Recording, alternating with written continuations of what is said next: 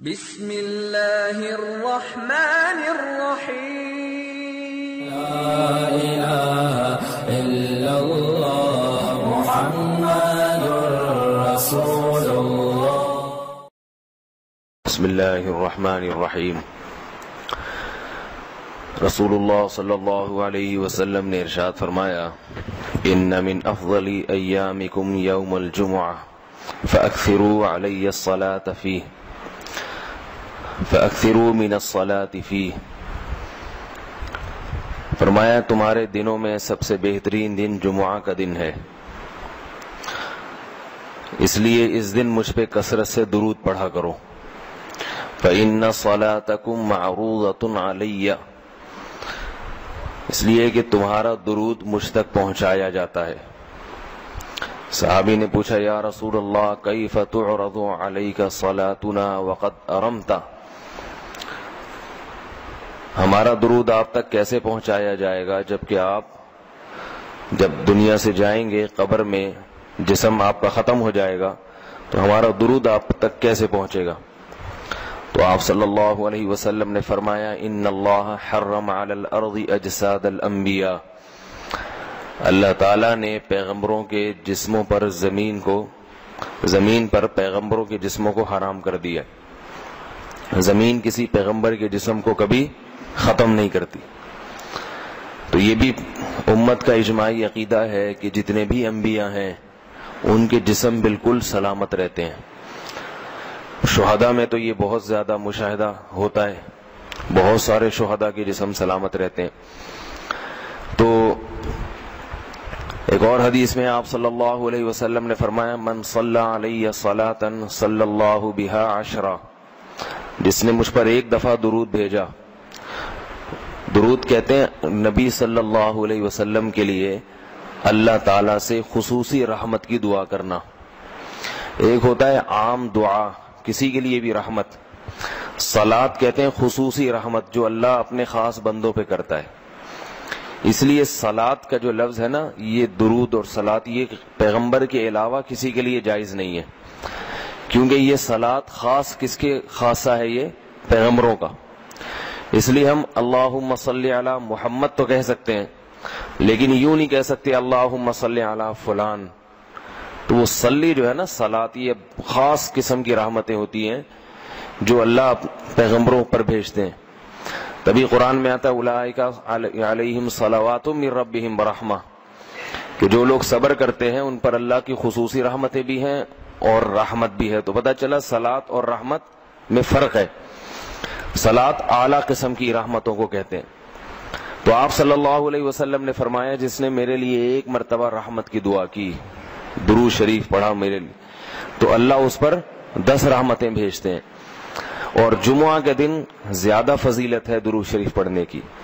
البتہ یہ جو جمعہ کے دن میں حدیث مشہور ہے کہ 80 سال کے گناہ معاف ہوتے ہیں جمعہ کے دن درود پڑھنے سے، یہ حدیث سند کے لحاظ سے کمزور ہے۔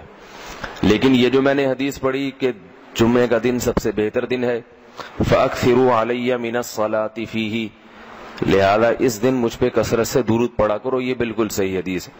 تو جمعہ کے دن درود شریف کی اضافی فضیلت ہے۔ آج چونکہ جمعہ کا دن ہے تو اس لیے میں نے کہا کہ اس بارے میں تھوڑی سی بات کروں۔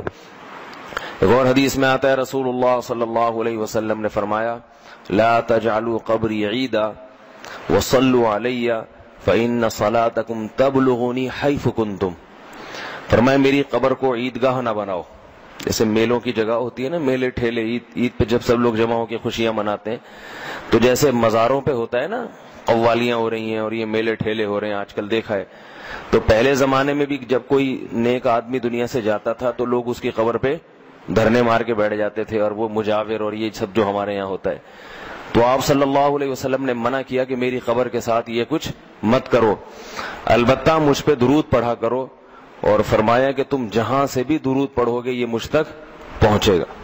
ایک اور حدیث میں رسول اللہ صلی اللہ علیہ وسلم نے فرمایا، ما من احد یسلم علی الا رد اللہ علی روحی فارد علیہ، کہ جب بھی کوئی مجھ پر سلام بھیجتا ہے اللہ میری روح کو میرے جسم میں لوٹاتے ہیں اور میں اس کے سلام کا جواب دیتا ہوں۔ اب یہ کیسے ہوتا ہے؟ چونکہ یہ برزخ کی زندگی میں ہے، لہذا اس کی کیفیات میں اور گہرائی میں جانے کی اجازت نہیں ہے. جیسے اللہ بہتر سمجھتے ہیں یہ ہوتا ہے, اس کی حقیقت کا ہمیں علم پوری طرح نہیں ہے, برزخی زندگی ہے.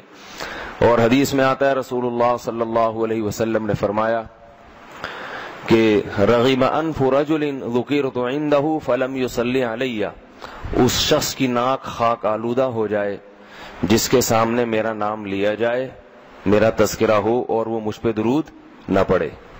ایک اور حدیث میں آپ صلی اللہ علیہ وسلم نے فرمایا البخیل من ذکرت عنده فلم يصلی علی, وہ شخص کنجوس ہے, بخیل ہے جس کے سامنے میرا نام آئے اور مجھ پہ درود نہ پڑے. یعنی اتنی بڑی شخصیت اور اتنے بڑے محسن اعظم کا تذکرہ آ رہا ہے اور اس کی زبان سے دعا بھی نہیں نکلتی, تو اس سے بڑا کنجوس دنیا میں کون ہو سکتا ہے. ایک اور حدیث میں آپ صلی اللہ علیہ وسلم نے ایک شخص کو دعا مانگتے ہوئے دیکھا جس نے درود شریف پڑھے بغیر دعا شروع کر دی, تو آپ صلی اللہ علیہ وسلم نے فرمایا اس نے دعا میں جلدی کی ہے. پھر فرمایا تم میں سے جب کسی شخص کو دعا مانگنی ہو تو پہلے اللہ کی حمد و ثنا پڑھے, پھر مجھ پر درود بھیجے.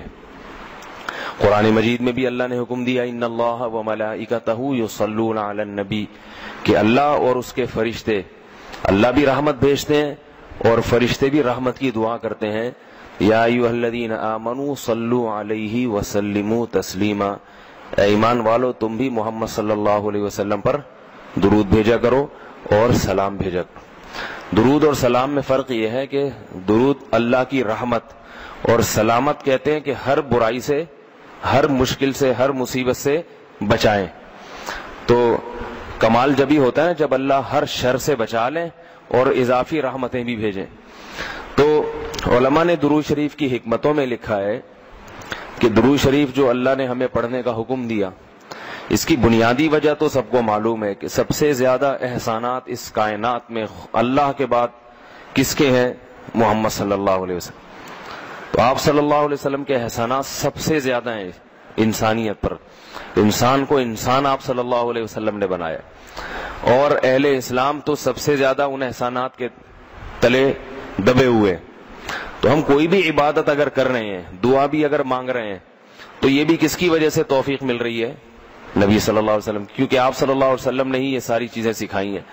تو ہر کام میں حکم یہ ہے کہ بھئی جس کا احسان ہے, جس کی وجہ سے تمہیں یہ رہنمائی ملی, تو پہلے اس کا بھی تو کچھ خیال کرو, اس کا بھی جو ہے نا اللہ سے اس کے لیے دعا مانگو تاکہ تمہاری طرف سے بھی کچھ شکر ہو. دوسری بات علماء نے لکھی ہے کہ اس میں حکمت یہ ہے کہ درود شریف پڑھنے سے توحید کا عقیدہ مضبوط ہوتا ہے. وہ توحید, درود شریف نبی سے دعا نہیں ہے بلکہ اللہ سے دعا ہے. کس کے لیے؟ نبی کے لیے. تو پتہ یہ چلا کہ نبی پر بھی اللہ کی رحمتیں ہوں گی, اور دعا کون مانگ رہا ہے؟ ہم مانگ رہے ہیں. تو اس میں نبی سے مانگنے کا دروازہ بند کر دیا کہ نبی سے مانگنے کا اسلام میں کوئی تصور نہیں ہے, بلکہ نبی کے لیے بھی اللہ سے مانگا جائے گا. تو جب نبی کے لیے بھی اللہ سے مانگنے کا حکم ہے تو اپنے لیے نبی سے کیسے مانگنے کا حکم ہو گیا؟ سمجھ میں آ رہی ہے بات کہ نہیں آ رہی؟ یعنی نبی کے لیے بھی کس سے مانگنے کا حکم ہے؟ اللہ سے. تو اپنے لیے کس سے مانگیں گے؟ بطریق اولا, بطریق اولا ہم پھر اللہ سے مانگیں گے. تو اس سے عقیدہ توحید مضبوط ہوتا ہے. اور تیسری بات یہ کہ علماء نے لکھا ہے کہ جب درود شریف پڑھیں تو اس نظریے سے نہ پڑھیں کہ نبی ہماری دعا کے محتاج ہیں. نبی اللہ کی رحمت کے تو محتاج ہیں, یہ تو درود شریف سے پتہ چلتا ہے, لیکن اللہ کی وہ رحمت اس وقت بھی ہوتی اگر ہم یہ دعا نہ مانگتے. تو ہمیں اس لیے ہے کہ ہم بھی انگلی کٹا کے شہیدوں میں نام لکھوا لیں. سمجھ رہے ہیں نا؟ اس کی حضرت مولانا اشرف علی تھانوی رحمہ اللہ نے بڑی پیاری مثال دی. فرمایا کہ جیسے کوئی بادشاہ اپنے شہزادے پر کچھ انعام کرنا چاہے, بادشاہ تو چاہتا ہے نا اپنی اولاد کو نوازنا, اپنے محبوب شہزادہ اس کا محبوب ہوتا ہے. تو آپ اگر بادشاہ سے سفارش کر دیں کہ حضرت یہ تحفہ آپ اپنے شہزادے کو دے دیں یا یہ فلاں چیز اپنے شہزادے کو, تو بادشاہ تو پہلے بھی دے رہا ہے, لیکن آپ کے کہنے سے وہ اور خوش ہو جائے گا, اور خوش ہو جائے گا کہ بھئی دیکھو جو کام میں چاہتا تھا یہ بھی اسی کی درخواست کر رہا ہے. تو نتیجہ کیا نکلے گا؟ تھوڑا سا آپ کو بھی دے دے گا وہ, ٹھیک ہے نا, کہ چلو یہ گڑ تم بھی منہ میٹھا کر لو اپنا, تم نے اتنا اچھا کام کیا. اور اگر آپ کسی کو حکم دیں اس کے دشمن پہ خرچ کرنے کا, آپ جا کے کہیں بھائی وہ تمہارا دشمن ہے, تمہارا دل چاہتا ہے اس کا گلا دبا دو, تو ایسا کرو اس کو ہدیے ودیے دیا کرو, تو کہے گا میں اس کو گلا دبانا چاہتا ہوں اور تو ہدیے کی ترغیب دے رہا ہے تو میں تیرا بھی گلا دباؤں گا. تو دشمن پہ خرچ کرنے کا جب حکم دیا جاتا ہے تو اس سے سامنے والا غصے میں آتا ہے. دوست پہ خرچ کرنے کا، احسان کرنے کا جب آپ کسی کو کہیں گے تو وہ خوش ہوتا ہے. باپ کو اگر کہا جائے نا اپنے بچوں پہ اور کھلائے کریں، بڑی خوشی ہوتی ہے، تو باپ کا دل اور سینہ اور چوڑا ہو جائے گا. تو ایسا ہی اللہ تعالیٰ کو اپنے رسول صلی اللہ علیہ وسلم سے محبت ہے. اللہ تو خصوصی رحمتیں بھیجیں گے ہی، لیکن ہم اگر اللہ سے درخواست کر دیں گے کہ اللہ تو خصوصی رحمتیں بھیج، تو اس میں تھوڑی سی ہماری بھی کیا ہو جائے گی، دخل اندازی ہو جائے گی. اللہ تو ویسے ہی کر رہا ہے، تو اللہ کہے گا چلو تو نے بھی سفارش کر دی تو ان پہ تو کر ہی نہ ہوں، یہ 10 رحمتیں تجھ پر بھی ہو جائیں گی. اور چوتھا فائدہ کیا ہے درود شریف پڑھنے کا، کہ انسان کے دل میں محمد صلی اللہ علیہ وسلم کی محبت بڑھتی ہے. انسان جس کے لیے دعا مانگتا ہے لاشعوری طور پہ، تو نبی صلی اللہ علیہ وسلم کی جتنی زیادہ محبت ہوگی اللہ کی خود بخود اتنی ہی زیادہ ہوگی، کیونکہ نبی سے محبت اللہ ہی کی وجہ سے ہوتی ہے، یہ الگ الگ چیز نہیں ہے.